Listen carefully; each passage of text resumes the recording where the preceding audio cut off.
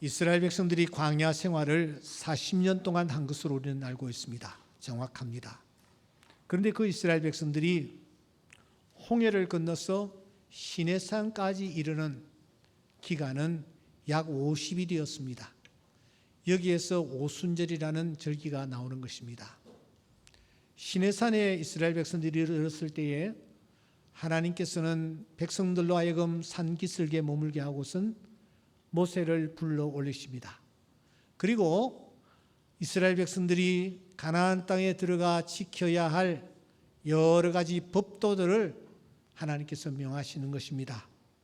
그 중에 이런 것이 있습니다.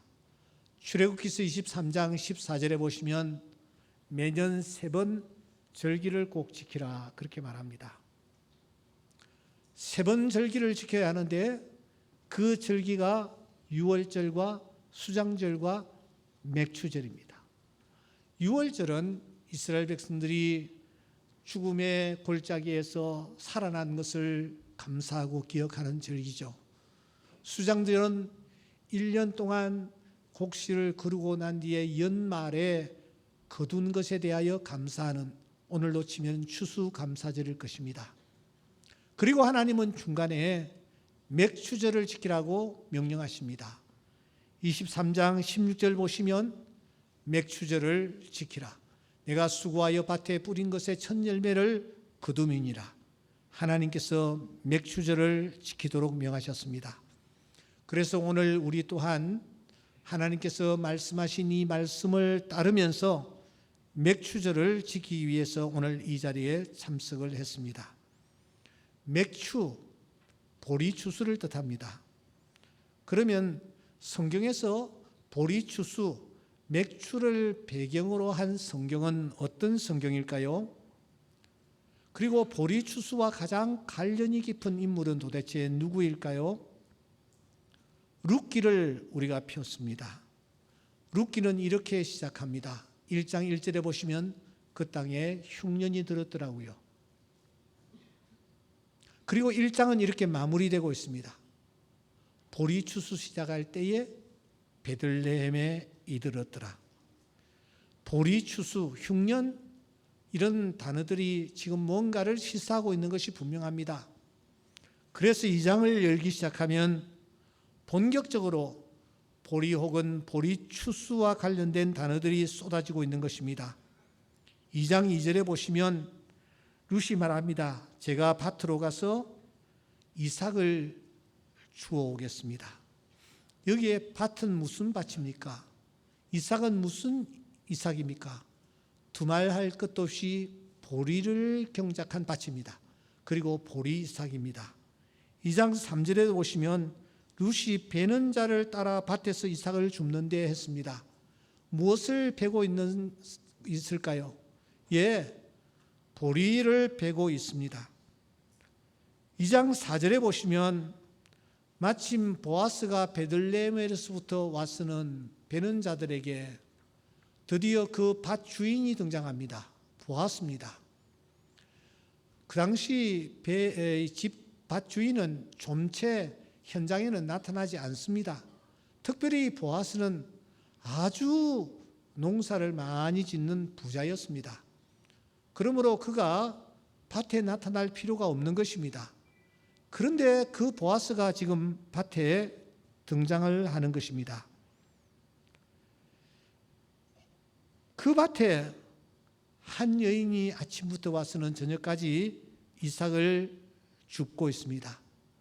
이 여인은 자기 자신을 이방 여인이라고 소개를 하는 것입니다. 룻이 엎드려 얼굴을 땅에 대고 절하며 제가 이방 여인인데 어떻게 이런 은혜를 베풀어 주십니까? 이렇게 스토리가 진행됩니다. 여러분, 룻기라는 이 성경책은 넉 장 85절에 불과한 아주 짧은 성경입니다. 어떤 성경은 한 장이 176절로 이루어져 있습니다. 여기에 비교하면은 85절은 그야말로 얼마 되지 아니한 성경이기도 합니다. 하지만 성경을 깊이 묵상했던 많은 사람들은 성경 가운데서 66권 가운데서 룻기를 가장 훌륭한 성경 말씀이라고 보고 있습니다. 독일의 시성인 괴테는 가장 아름답고 완전한 작품이라고 극찬을 합니다. 슈레드라는 시인은 내가 보건대 사람이 쓴 책들 가운데서 룻기만큼 가장 완벽하기 그지없는 그런 글을 나는 이전에 본 적이 없다라고 말하면서 이 룻기를 극찬하고 있는 것입니다. 그 이유가 무엇일까요? 그 이유는 모티브 때문입니다. 모티브가 아주 분명하기 때문입니다. 여러분, 룻기는 1장부터 마지막 장까지 모티브가 아주 분명합니다. 어떤 모티브입니까? 바로 보리입니다. 보리와 관련된 단어들입니다. 보리, 보리삭, 보리밭, 보리 베는 자, 보리밭 주인, 보리단, 타작마당, 이런 보리와 관련된 단어들이 처음부터 끝까지 쭉 이어지는 것입니다. 룻이라는 한 여인이 등장을 합니다. 그녀가 밭에 나갑니다. 마침 그때의 주인이 등장합니다. 그래서 이 룻과 또 이 주인이 서로 만나게 됩니다. 좋은 인상을 가지는 것입니다. 이렇게 보리로 시작하여 보리로 연결되며 보리로 끝나는 이 룻기서를 우리가 대하면서 오늘 우리가 이 맥추 감사절을 통해서 맥추, 보리를 통해서 성령께서 오늘 우리에게 들려주시는 음성이 과연 무엇일까? 귀를 기울일 때에 주께서 우리에게 음성을 들려주실 줄 믿습니다. 어느 날 저녁이었습니다. 보리밭에서 돌아온 며느리를 향해 시어머니가 넌지시 한마디를 건넵니다.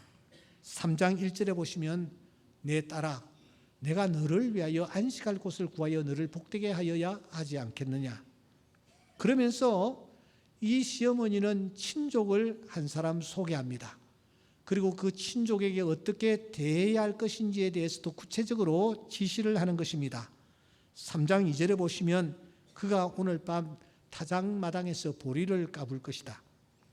그런즉 너는 목욕을 하고 기름을 바르고 의복을 입고 타작마당에 내려가서 그 사람이 먹고 마시기를 다하기까지는 그에게 보이지 말고 그리고 그가 누울 때에 너는 그의 발치 이불을 들고 거기 누우라고 이 얘기를 하는 것입니다. 룻기서에서 가장 난해한 부분입니다. 왜냐하면 목욕을 하랍니다. 기름을 바르랍니다. 깨끗한 옷을 입으랍니다. 여러분, 시어머니가 며느리를 향해서 이런 당부를 하고 있는데 자세히 한번 보십시오. 이 시어머니의 당부가 무엇을 뜻하는 것 같습니까? 마치 신부가 신방에 들어가는 듯한 느낌을 받지 않습니까? 특히 여기에 발치 이불을 든다라는 이 표현은 남자의 바지가랑이를 들어 올린다 이런 뜻도 있습니다. 그러니까 직설적으로 표현하여 지금 시어머니가 며느리에게 외간 남자를 유혹하라는 그런 무언의 지시를 하고 있구나 하는 것을 우리가 느낄 수가 있습니다. 세상에 시어머니가 며느리에게 이런 지시를 할 수가 있습니까? 보통 며느리라면 이런 시어머니의 지시에 대해서 어떻게 반응을 하겠습니까? 그런데 룻은 어떻게 반응합니까? 3장 5절에 보시면 어머니의 말씀대로 제가 다 행하겠습니다. 그렇게 얘기합니다. 3장 6절에 보시면 시어머니의 명령대로 다 행하니라고 했습니다. 여러분, 이 룻이라는 여인은 아주 심지가 굳은, 더 나아가 자기 소신이 분명한 그런 여인이었습니다. 우리는 앞에서 룻이라는 여인이 어떤 여인인지를 우리는 확인할 수가 있습니다. 모압에서 그가 시어머니와 함께 베들레헴으로 돌아오는 여정입니다. 한 사람 동서 오르반은 생각이 많았습니다. 야, 내 남편이 세상을 떠났는데 저 시어머니, 늙은 시어머니가 언제 아기를 낳아가지고 키워서 내 남편으로 다시 되돌려준단 말인가? 그것은 영원한 일이고 불가능한 일이야. 그런데 내가 시어머니를 따라서 베들레헴에 가는 것이 정말 정상일까? 이런 생각으로 머리를 굴리고 있는데 시어머니가 마침 그때 이렇게 말합니다. 돌아가라. 돌아가라. 그러니까 이 오르반은 옳다거니 하고서는 그냥 모압으로 돌아가 버립니다. 그런데 또 한 사람의 자비였던 이 룻 보십시오. 어머니가 야, 너희 동서도 돌아갔는데 너도 돌아가라. 내가 언제 자식 낳아서 너희 남편 만들어서 너에게 주겠느냐. 그때에 이 룻이 무엇이라고 얘기합니까? 어머니, 강건하지 마십시오. 어머니가 가시는 곳에 제가 가겠습니다. 어머니가 머무시는 곳에 제가 머물겠습니다. 어머니의 백성이 저의 백성이 될 것이며 어머니의 하나님이 저의 하나님이 될 것입니다. 만일 죽는 일 외에 제가 어머니를 떠나면 저에게 벌을 내리고 더 내리기를 원합니다. 이렇게까지 이 룻이 말하며 어머니를 따라오는 것입니다. 이렇게 볼 때에 이 룻이라는 여인은 다소곳하기는 했지만 자기 생각과 의견이 아주 분명했던 여성임에 틀림없습니다. 그런데 그 여성이 지금 시어머니가 이렇게 하라 하는데 이렇게 다 행하겠습니다 하고서는 다 행하고 있는 것입니다. 때문에 오늘 이 본문은 굉장히 난해한 본문입니다. 하지만 바로 이 부분이 룻기의 핵심이라는 사실을 아십니까? 룻기의 클라이막스가 바로 이 본문입니다. 그렇다면 사랑하는 여러분, 지금 이 룻이 취한 이 낯설기까지 하고 묘한 액션 속에서 우리가 어떤 영적 메시지를 캐내어야 할 것입니까? 우리가 지금 들고 있는 성경이 있습니다. 이 성경은 룻기서 다음에 사사기서가 그 다음에 배열되어 있습니다. 룻기, 사사기, 그 다음 뭐예요? 갑자기 물으니까 잘 모르시겠죠? 그 다음 어떤 성경입니까? 사무엘상, 사무엘하 이렇게 연결되어 나갑니다. 그런데 유대인들이 고집하는 성경이 있는데 그 성경에는 룻기, 사사기, 룻기, 사무엘상, 사무엘하가 아니고 잠언, 룻기, 전도서, 아가서 이렇게 배열이 되어 있는 성경을 굳이 고집을 합니다. 다시 말하면 잠언서 다음에 룻기서를 배치시켜 놓고 그 성경을 읽는 것입니다. 왜 하필이면은 룻기를 잠언서 다음에다가 배치를 하고 이 배치가 옳다라고 주장을 하는 것일까요? 그 이유가 도대체 무엇일까요? 무엇을 강조하기 위함일까요? 여러분, 잠언서는 지혜서입니다. 그런데 이 잠언서가 31장으로 구성되어 있는데 잠언서 14장, 그러니까 거의 반쯤 와서 14장부터 31장까지는 여자에 대해서 많은 메시지를 던져줍니다. 14장 1절에 보시면 지혜로운 여인이 어떤 여인일까? 라는 질문을 던집니다. 그리고 좀 더 나아가 19장에 보시면 슬기로운 여인은 어떤 여인일까? 하는 질문을 던집니다. 그리고 31장 10절에 보시면 현숙한 여인은 도대체 어떤 여인일까? 이렇게 여자에 대해서, 여인에 대해서 계속해서 질문을 던집니다. 도대체 지혜로운 여인은 어떤 여인이냐? 더 나아가 슬기로운 여인은 어떤 여인이냐? 더 나아가 현숙한 여인은 어떤 여인일까? 질문을 던지면서 잠언서 마지막은 이렇게 대미를 장식하는 것입니다. 고운 것도 거짓되고 아름다운 것도 헛되나 오직 여호와를 경외하는 여자는 칭찬을 받을 것이다. 이게 결론입니다. 그 손의 열매가 그에게로 돌아갈 것이고 그 행한 일로 말미암아 성문에서 칭찬을 받으리라. 잠언서, 지혜 쓰인 이 잠언서의 결론은 여자 문제입니다. 어떤 여자가 지혜로운 여자냐? 어떤 여자가 슬기로운 여자냐? 어떤 여자가 현숙한 여자냐? 하나님을 경외하는 여자는 도대체 어떤 은총을 입게 되는가 하는 것을 마무리하면서 잠언서가 끝을 맺는 것입니다. 그런데 그 잠언서 다음에 어떤 책을 배치하고 있느냐? 오늘 문제의 룻기서를 배치하고 있는 것입니다. 이것은 여러분 독자들로 하여금 무엇을 캐치하라는 것입니까? 이것입니다. 지혜로운 여인이 누구냐? 슬기로운 여인이 누구냐? 더 나아가 현숙한 여인이 누구냐? 바로 모델이 룻이다 하는 것을 우리에게 알려주려고 하는 것입니다. 그러니까 잠언서에서 이 문제를 가지고 고민했던 사람이 그 다음에 배열된 이 룻기스를 통해서 아하! 정말 지혜로운 여인은 룻이구나. 정말 슬기로운 여인은 룻이구나. 정말 현숙한 여인은 룻이구나. 하나님을 잘 경외하는 여인은 룻이구나 하는 것을 깨닫도록 하기 위하여 잠언서 다음에 룻기스를 배치했다라고 보는 것입니다. 사실 보아스라는 이 사람도 룻을 이렇게 인정하면서 얘기하고 있지 않습니까? 내 딸아 두려워하지 말라.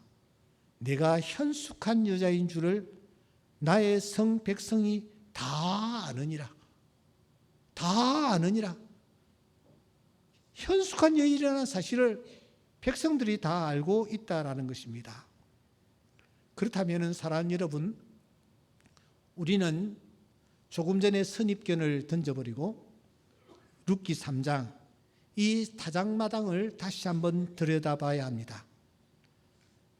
그리고 그날 밤 룻이 어떤 몸가짐과 태도를 했는지 살펴볼 필요가 있다는 것입니다. 그날 밤 그때 타작마당에 나타난 룻이 어떻게 이 보아스에게 다가갑니까? 7절에 보시면 가만히 가서 이것은 매우 조심스럽고 진중한 정성어린 처신이 돋보이는 부분입니다. 그것은 누군가가 자신의 의도를 곡해하며 비난하지 않도록 하기 위한 몸가짐이요 태도라고 할 수가 있습니다. 여기서 문제가 되는 가서 그의 발치 이불을 들고 누웠더라 이 부분은 누군가가 말한 대로 외간 남자를 유혹하기 위한 액션이 결코 아니라는 것입니다. 무디 신학교의 마이클 헥슬러 교수는 단연코 그렇지 않다라고 주장합니다. 그녀의 이 행위는 그가 남자의 발치 이불을 들었던 것은 그를 조용히 깨우려는 의도였다라는 것입니다.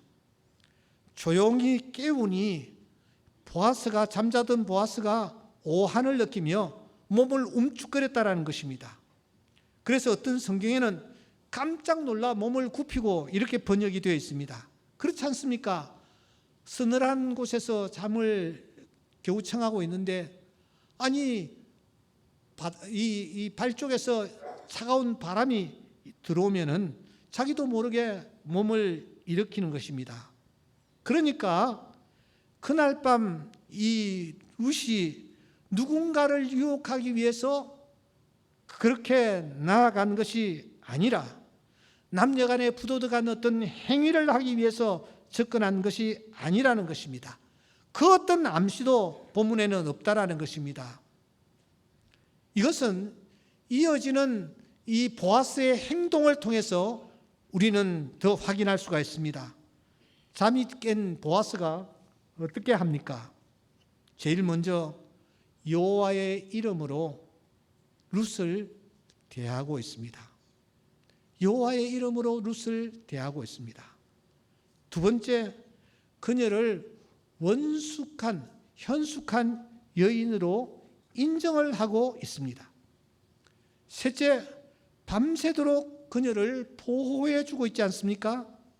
넷째, 아침에도 그녀의 평판을 지켜주려고 노력을 합니다. 다섯째, 더 나아가 앞으로 어떻게 해야 할까지도 알려주는 것입니다. 이것이 사랑하는 여러분, 그날 밤 그 타작마당에서 있었던 사건의 전부입니다. 아무도 보지 않았지만 우리가 성경을 통해서 확인하는 것은 그때 그날 밤 아무 일도 없었으며 더더군다나 룻이 그 남자를 유혹하기 위한 그 어떤 액션도 찾아볼 수가 없다라는 것입니다. 그렇다면 문제는 룻이 무엇 때문에 나아갔던가? 룻의 행동 속에서 우리가 발견할 것은 도대체 무엇인가 하는 것입니다. 여러분, 룻이 그날 밤 타작마당에 나아간 것은 틀림없습니다. 겉으로 볼 때는 시어머니 나오미가 이렇게 해라 했기 때문에 나아간 것처럼 보입니다. 그렇지 않습니다. 여러분, 여기에 나오미는 성령으로 여기에 나타납니다. 성령의 감동하심으로 그가 생각을 굴리는 것입니다. 그는 자신을 돌아봅니다. 낯선 땅에서 그 어떤 희망도 없이 하루하루를 살아가고 있었습니다. 믿었던 남편까지도 눈앞에서 쓰러졌습니다. 땅도 다 없습니다. 완전히 빈털터리가 된 상황에서 그가 베들레헴으로 돌아왔습니다. 낯선 곳입니다. 이방 땅입니다. 말도 통하지 않습니다. 아는 사람도 없습니다. 그런데 이 룻이 큰 은혜를 입는 것입니다. 어떤 은혜입니까? 첫째, 이삭 줄 밭을 그가 공급받습니다. 둘째, 그 밭에서 좋은 사람들을 또 만납니다. 셋째, 풍성한 양식까지 공급받습니다. 그 배후에 누가 있느냐? 보아스가 있다라는 사실을 그가 깨닫는 것입니다. 그래서 룻기서 2장 10절에 보시면 이 룻이 보아스 앞에 엎드려서 이렇게 말합니다. 얼굴을 땅에 대고 절하면서 말합니다. 나는 이방 여인이거늘 당신이 어찌하여 내게 은혜를 베푸시며 나를 돌보시나이까. 그가 은혜라는 이 헨이라는 단어를 여기서 쓰고 있습니다. 헨이라는 이 단어는 헤세드라는 단어, 우리가 잘 아는 이 단어보다 훨씬 더 깊은 뜻을 갖고 있습니다. 아무런 은혜를 입을 수 없었던 나, 소망이 없었던 나에게 하나님께서 나에게 은혜를 베풀어 주시고 보아스를 통해서 하나님께서 나에게 은혜를 베풀어 주셨다. 이 놀라운 사실을 그가 기억하면서 그가 엎드려 감사하는 것입니다. 이런 보아스를 향해서, 이런 룻을 향해서 보아스가 룻기서 2장 9절에 보시면 식사할 때에 보아스가 룻에게 이르되 이리로 와서 떡을 먹으며 내 떡 조각을 초에 찍으라 하므로 룻이 곡식 베는 자들 곁에 앉으니 그가 볶은 곡식을 주매 룻이 배불리 먹고 남았더라. 그러니까 도무지 이 은혜를 입을 수 없었던 이 룻이 보아스를 통해서 말로 형언할 수 없는 은혜를 입고 감격해 하는 것입니다. 그 마음 속에 하나님이 내게 주신 은혜를 무엇으로 보답할고 고민하고 있을 때에 나오미가 한마디를 던졌고 그 나오미의 말을 따라 이 보아스가 잠자고 있는 타작마당에 나아가서 그가 할 수 있는 모든 것을 다 드리는 것입니다. 온 마음과 온 정성을 다 드리는 것입니다. 그러므로 사랑하는 여러분, 이 타작마당은 룻에게 있어서 그야말로 맥주 감사의 현장이라고 할 수가 있습니다. 온 마음과 뜻을 다해 감사를 표하고 있기 때문입니다. 이런 이방 여인 룻을 보면서 떠오르는 찬송이 하나 있었습니다. 늘 울어도 눈물로서 보답할 길이 없어 몸밖에 드릴 것 없어 이 몸 바칩니다. 사랑하는 믿음의 형제 자매 여러분, 우리가 이런 마음의 자세를 가지고 주님 앞에 나아갈 때에 주님은 우리를 결코 외면하지 아니하시고 우리에게 예비해 놓으신 하늘과 땅의 신령한 은혜와 복을 허락하여 주실 줄 믿습니다. 룻이 어떤 은혜를 입었습니까? 첫째, 보아스가 친히 기업 물을 짜 고엘 제도가 되는 것입니다. 둘째, 보아스가 룻을 자기의 아내로 삼는 것입니다. 셋째, 보아스를 통해서 예수님의 족보에까지 그 이름을 올리는 놀라운 은혜를 입게 되는 것입니다. 아무것도 없었습니다. 그래서 몸 가지고 나아갔습니다. 깨끗한 몸, 기름 바른 몸, 정결한 옷 입고 나아갔는데 보아스를 통해서 엄청난 은혜와 축복을 받아 누리는 그런 놀라운 기적을 이 룻이 맛보는 것입니다. 말씀을 마무리하겠습니다. 사랑하는 성도 여러분, 오늘 맥주 감사절을 지키기 위하여 이 자리에 참석한 우리 모두가 오늘 이 시대의 룻이 될 수 있기를 주의 이름으로 축원합니다. 우리가 비록 가진 것이 넉넉하지 못하다 할지라도 룻처럼 온 정성을 다하여 그분 앞에 나아갈 때에 그분은 우리를 위하여 놀라운 것들을 예비해 놓으셨다가 풍성하게 쏟아 부어 주실 줄 믿습니다. 이 은혜의 축복을 받아 누리는 주인공들이 다 될 수 있기를 주의 이름으로 축원합니다. 기도드리겠습니다.